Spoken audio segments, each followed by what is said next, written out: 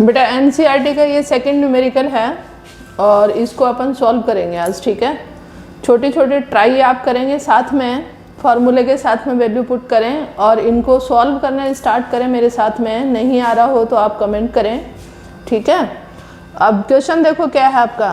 Question ये बता रहा है कि the electrostatic force on the small sphere of a charge 0.4 microcoulomb due to other charge sphere है -0.8 माइक्रोकूलम।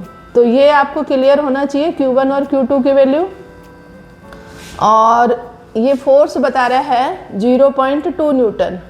अब इसने दो वैल्यू पूछी हैं, what is the distance between two sphere, and second पूछा है what is the force on second sphere due to the first, ठीक है। तो इसको अपन क्लियर करेंगे। तो गिवन वैल्यू देखो, Q1 इज इक्वल टू क्या है 0.4 माइक्रोकूलम। तो माइक्रो में कितनी पावर बताई थी आपको, 10 की पावर -6। ये आपको थोड़ा सा ध्यान रखना है, ये याद हो जाना चाहिए आपको। और Q2 क्या है बेटा, केवल यहाँ पे अपन मैग्नीट्यूड पुट करेंगे, माइनस प्लस नहीं पुट करेंगे। ये मैं आपको दोबारा रिमाइंड करवा देती हूँ। फोर्स एंड इलेक्ट्रिक फील्ड में जो पॉजिटिव और नेगेटिव साइन है वो केवल डायरेक्शन के लिए लेते हैं। तो ये है 0.8 × 10 की पावर -6 कूलम। ये Q1 Q2 की वैल्यू आ गई। आर अपन को फाइंड आउट करनी है। तो इसके फर्स्ट पार्ट की अपन बात करेंगे। जो वैल्यू आपकी गिवन है वो पुट कर दीजिए आप, ठीक है। और जहाँ फॉर्मूले में है वहीं पे पुट करिए।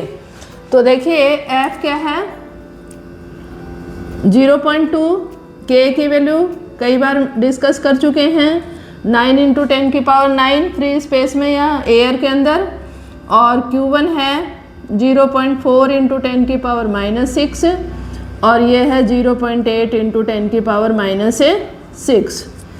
और R अपन को फाइंड आउट करनी है। अब यदि अपन क्रॉस मल्टीप्लाई करें तो ये 0.2 इधर आ जाएगा और R² उधर चला जाएगा। तो R² देखिए, इसको आप मल्टीप्लाई नहीं करें तो ज़्यादा बढ़िया है।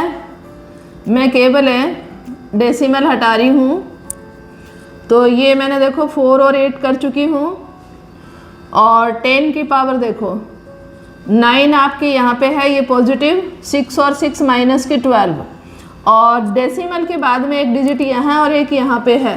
तो दो पावर ये माइनस की होंगी। तो माइनस की पावर कितनी होगी 12 और 2 बेटा 14, ठीक है।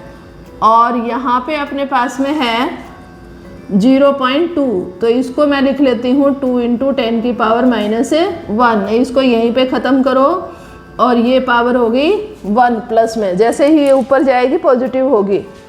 और अब आप देखिए ये 8 है बेटा, इसको आप कट करेंगे तो ये 4 टाइम कट हो जाएगा, ठीक है। ये मैंने बाय मिस्टेक 4 लिख दिया था, ये 80 है ना। तो ये 4 हो गया। अब अपन को स्क्वायर रूट को सॉल्व करना है। तो इसको मल्टीप्लाई मत करिए। स्क्वायर रूट में देखिए 9 का स्क्वायर रूट 3 और 4 का पेयर बन रहा है।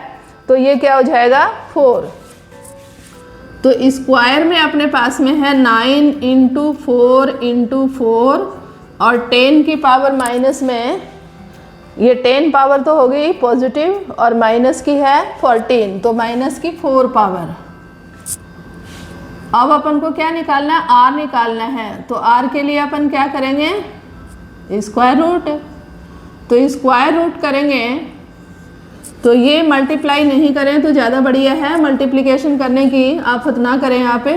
तो ये 9 का हो गया 3, 4 और 4 का पेयर बन गया है तो 4 हो गया।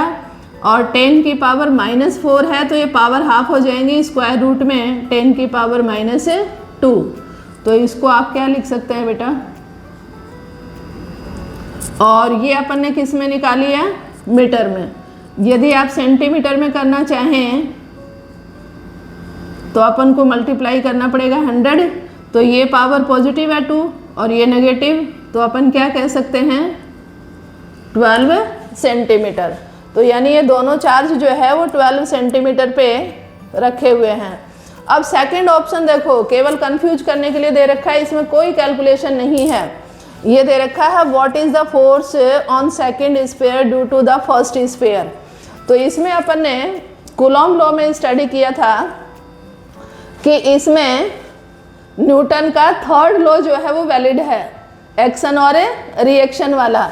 तो जितना फोर्स फर्स्ट लगा रहा है सेकंड पे, उतना ही सेकंड पर भी फर्स्ट की वजह से फोर्स लगेगा, केवल डायरेक्शन क्या होंगी, वो अपोजिट होंगी। तो यहाँ पे देखिए ये एक पॉजिटिव चार्ज है और एक नेगेटिव चार्ज है, तो ये एक दूसरे को क्या करेंगे, अट्रैक्ट करेंगे। तो ये एक दूसरे को ऐसे पास पास लाने की कोशिश करेंगे। तो देखिए जो सेम फोर्स है यही लगेगा सेकंड पे, तो सेकंड की डायरेक्शन होगी ये राइट से लेफ्ट साइड खींचने की, पुल करने की कोशिश करेगा। तो ये अपने पास में हो जाएगा B part F21 is equal to 0.2 newton. कोई कैलकुलेशन नहीं क्योंकि सेम फोर्स लगेगा और कैसा फोर्स है, अट्रैक्टिव। ठीक है, इज इट क्लियर? तो यदि आपको ये वीडियो समझ में आया हो, क्वेश्चन समझ में आया हो, तो वीडियो को लाइक करिए और चैनल को सब्सक्राइब करिए जिससे कि आपको पूरा बेनिफिट मिल सके।